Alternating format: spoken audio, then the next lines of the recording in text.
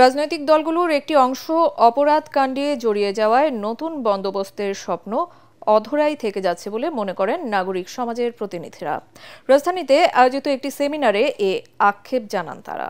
এ সময় নির্বাচন সংস্কার কমিশনের প্রধান ডক্টর বদিউল আলম মজুমদার বলেন, মনোনয়ন বাণিজ্যের কারণে রাজনীতি ব্যবসায় পরিণত হয়েছে। আর দুদক সংস্কার কমিশনের প্রধান ডক্টর ইফতেখারুজ্জামানের মতে ৫ই অগস্টের পর কতিপয় ব্যক্তির চাঁদাবাজি আর মামলাবাজির সামনে হেরে গেছে ছাত্র জনতার রক্ত। থাকছে মিজান শাহজাহানের রিপোর্ট। নির্বাচনী অর্থায়ন নিয়ে আয়োজিত সেমিনারে কথা বলেন বিএনপি, জামাত ও এনসিপির প্রতিনিধিরা।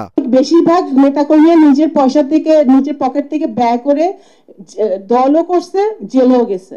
নির্বাচন সংস্কার কমিশনের সদস্য জেসমিন টুলি বলেন, বর্তমান আরপিও দিয়ে ভোট বাণিজ্য ঠেকানো সম্ভব নয়।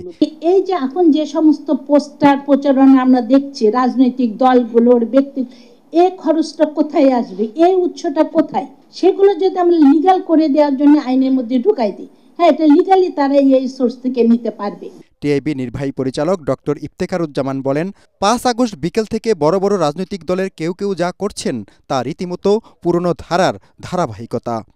৫ তারিখ বিকেলবেলা সারা দেশে অলমোস্ট উইদাউট এক্সেপশন দলবাজি, দখলবাজি, চাঁদাবাজি, পরবর্তীতে গ্রেপ্তার বাণিজ্য, মামলা বাণিজ্য, ট্যাগ বাণিজ্য, জামিন বাণিজ্য সয়লাভ হয়েছে।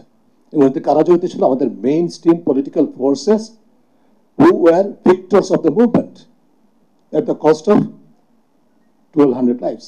সুজন সম্পাদক ডক্টর বদিউল আলম মজুমদার আক্ষেপ করে বলেন, নির্বাচন সংস্কার কমিশনের বেশিরভাগ সুপারিশ আমলে নেওয়া হয়নি আরপিওতে। মনোনয়ন বর্জ্য হলো আমাদের যে অনিষ্টের একটা বড় কারণ এবং বড় উৎস, বড় কারণও, এবং এর মাধ্যমে কিন্তু রাজনীতিটা ব্যবসায় পরিণত হয়েছে এবং বস্তুত রাজনীতিটা এখন ব্যবসা।